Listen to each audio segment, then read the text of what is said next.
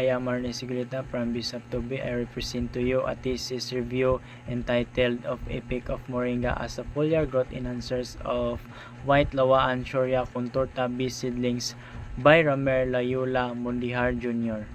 Introductions, background of studies. White lawaan is a Shoria contorta B is a kind of wood is growing abundantly in the Philippines.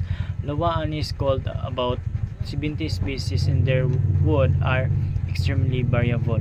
Moringa oleifera in the Philippines is commonly called malunggay. Its leaf among the top 30 commonly consumed food items of Filipino. If in R.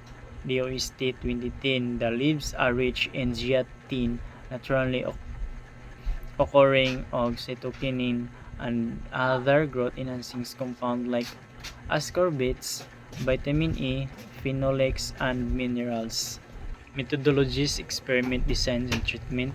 The experiment was carried out of randomized plate back designs RCBD with 4 treatment and 3 replications. The treatment were as follows: TO